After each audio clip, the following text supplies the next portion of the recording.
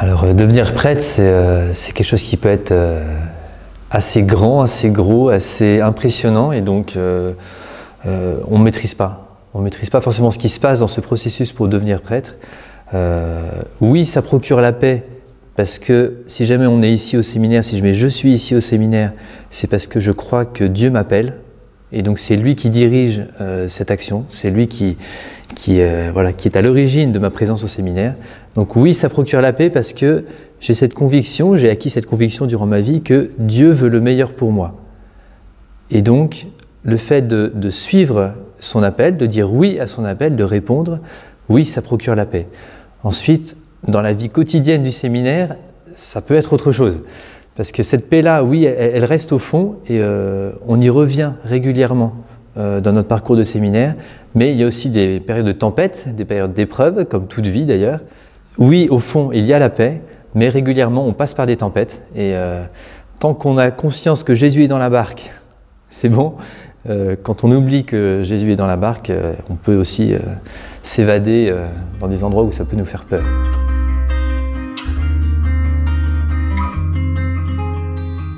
Alors moi je crois qu'il ne faut pas mettre d'un côté la paix et de l'autre le Christ, puisque plusieurs fois c'est dit, le Christ, c'est dans l'épître aux Éphésiens, le Christ est notre paix. Donc la paix qui est donnée, c'est tout simplement le Christ, Dieu lui-même fait homme, qui se donne à nous. Et donc la paix n'est pas autre chose que lui-même, il est la paix. Et on dit, nous recevons la paix par commodité de langage, mais nous le recevons lui, quoi. C'est à nous de l'accueillir. Alors, dans la liturgie, bien évidemment à travers la parole de Dieu, mais aussi au plus haut point dans la messe, dans l'Eucharistie, puisque les choses précieuses comme la paix, eh bien nous la recevons du mystère de sa mort et de sa résurrection que nous célébrons dans les saints mystères.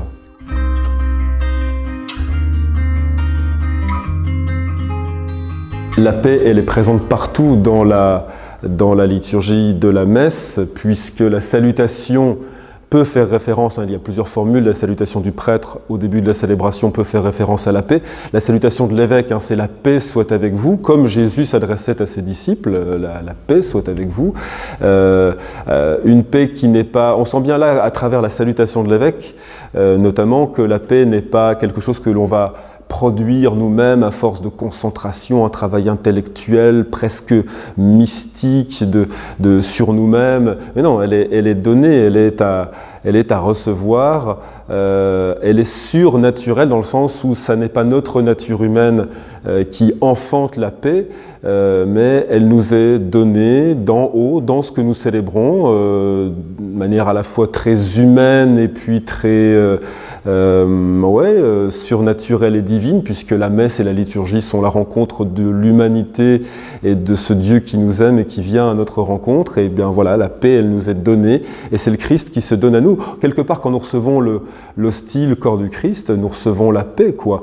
Et ça a du sens aussi de s'entendre redire à la messe juste avant de communier tous ensemble, donnez-vous, alors non pas, on l'entend parfois, c'est pas tout à fait juste, on se donne pas un signe de paix, mais on se donne la paix lui-même qui vient de l'autel où l'Esprit Saint vient de descendre sur le pain et sur le vin. Et il faut encore se rappeler que la paix, c'est un don de l'Esprit. Tout ça tient ensemble.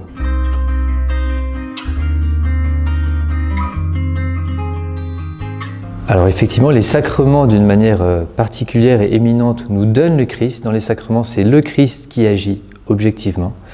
Et cette présence du Christ, cette action du Christ, objectivement nous procure la paix.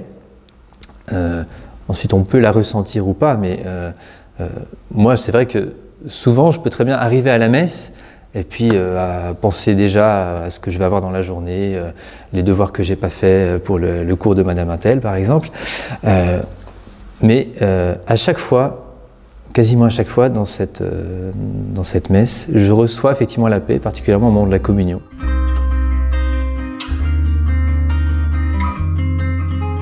Le but, la visée de la paix que nous recevons, c'est les autres, effectivement. On est appelé à rayonner cette paix.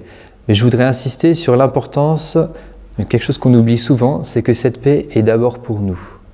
Parfois, on peut avoir une grande générosité et se dire que je suis canal de paix pour mes frères, donc je vais aller auprès de mes frères pour les servir, et c'est bien. Objectivement, c'est un lieu où on peut aussi recevoir la paix. Mais il ne faut pas oublier que cette paix passe d'abord par nous. Je peux me dire, le Christ est mort et ressuscité pour moi d'abord. Et si jamais je ne reçois pas cette paix, si jamais je ne deviens pas un réceptacle pour cette paix, je ne pourrai pas la transmettre aux autres. Voilà, Dieu peut se servir de moi, entre guillemets, pour apporter de l'aide aux autres, mais est-ce que c'est la paix de Dieu que je vais aller leur donner? Donc je trouve important d'insister sur ce fait que la paix, nous sommes d'abord appelés à la recevoir, pour ensuite qu'elle déborde de notre cœur sur tout ce que nous croisons dans la journée.